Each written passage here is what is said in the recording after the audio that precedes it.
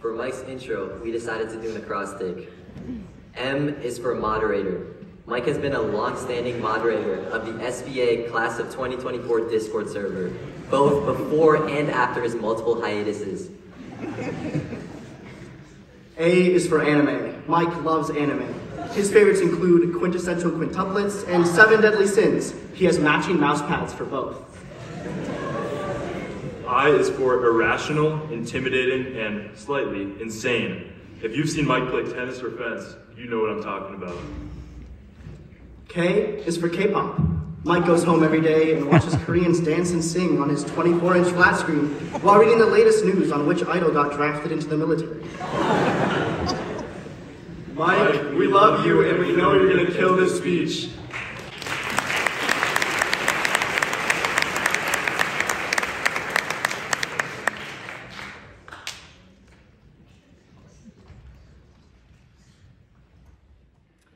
Introducing the final speaker of today's assembly, Mike Wynn.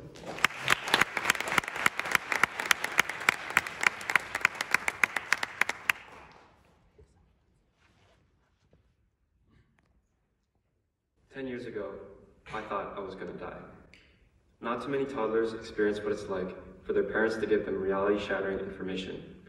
In 2002, when she was only 6 years old, my sister Cami was diagnosed with a rare form of spinal cord cancer. She lived for 2 years. When I was as old as my sister was when she died, my parents finally explained to me the true story behind the videos and pictures of this girl I never knew. I had a fractured understanding that I had another sister because death is too vast a concept for a child to grasp. I remember staring at the collage my parents made of her for hours, realizing that my family lived a completely different life than I had known. Knowing that I would never be able to talk to her and that she would never know who I was unfathomable. When you're that young, logical conclusions aren't the first things that come to mind, so it left me thinking that I would leave this world the same way she did. Because, as a kid, I was always told we were similar. My extroverted personality reflected hers before she started treatment. Even the smile in my first grade photo was almost identical to one of her pictures. Since I was born, my name has been attached to Cami's. As an homage to her, my name is an anagram of Cami. I can't even count how many times someone has mispronounced my name or asked me why the spelling was wrong. Although mundane, it provides me with an avenue to share my sister's story, allowing me to keep her memory alive. No matter what I end up doing in my life, I will always be connected to that remnant of her. I was born shackled in the paths of others. As the youngest of 4, I was the last in line to discover what I wanted to do. As I watched my 2 other older siblings develop their own interests, I picked up many activities from them. I started listening to K-pop because of my older sister. I learned how to cook because my older brother let me taste his midnight snacks, even if it meant I had to brush my teeth again. I started playing tennis because I felt left out whenever they would practice, while I was too young to pick up a racket. I even have the same viola they use in orchestra. The expectations they set drove me to surpass their achievements. I worked hard to improve my skills in tennis, playing many hours every day, to become the #1 doubles player, just like them, because I thought that was what I was supposed to do. But eventually, it stopped being fun. Then, what's the point? I was burnt out. I felt, again, that I was carrying someone else's story. I felt as if, to detach myself from my name and legacy, I needed something that was my own, something that separated me from them. In 10th grade, a senior in my Principles of Engineering class suggested that I join the fencing team.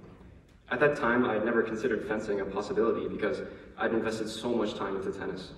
He told me it would be super fun, so I gave in reluctantly. It had only set in that I would be starting an entirely different sport from scratch, as I got my gear from the coach only 1 week before the first practice. Learning the footwork felt like relearning how to walk. The unconventional grip of the blade made my wrist hurt, and eventually I got calluses on my fingers. It was hard, but it was fun. It was the same fun as my first year on the tennis team. What was different? There were no expectations for me in fencing. There was no state champion sibling that I had to be better than. It was my own thing. When the tennis season came around that spring, I wanted to have fun. I wanted to make it my own. I really do believe now that I'm following my own path, even though I'm still doing the thing I watched my siblings play all those years ago. I learned to enjoy working hard. Improving and getting better at tennis isn't all there is to it. I found that the fun in tennis was playing with my friends, and winning is great too. Now, why do you do the things that you do? Is it because it's what you're supposed to do? That's totally fine. I found my passion through my siblings. But if it's not fun, I encourage you to try something new. Who knows?